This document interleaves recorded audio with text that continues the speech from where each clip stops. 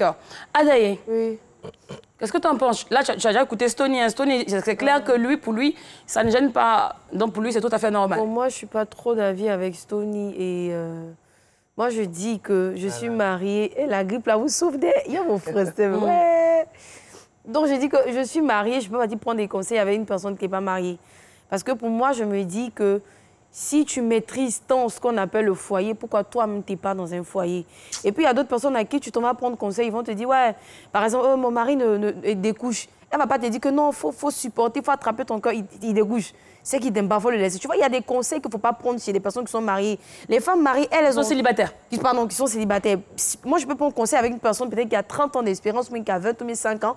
Elle, au moins, elle sait comment quand elle était dans cette période où son mari ne dormait pas, elle sait comment elle a fait pour pouvoir remédier à ce problème. Mais quelqu'un qui n'a jamais été marié, à qui tu vas venir demander un conseil, elle va te dire, s'il ne dort pas, c'est qu'il n'était pas. Pourtant, peut-être qu'il y a autre problème.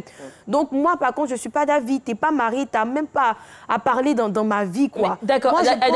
Alors, est-ce que l'empathie, la sagesse, sans oublier la compréhension, dépendent de notre statut amoureux?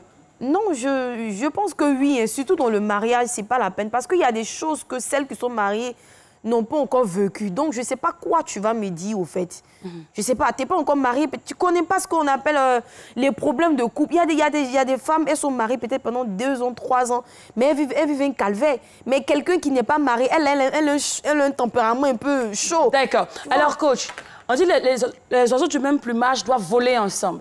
Est-ce que quelqu'un qui est célibataire aura les conseils adéquats et justes, comme ce que Adaye vient de dire?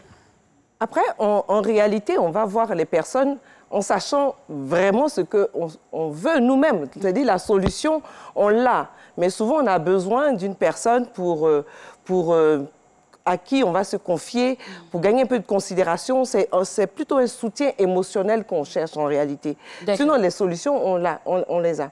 Donc, voler avec des personnes de même plumage, ça permet effectivement souvent d'aller plus vite. Voilà. Mais la diversité aussi des relations permet de prendre de la hauteur et d'ouvrir des champs des possibles. OK.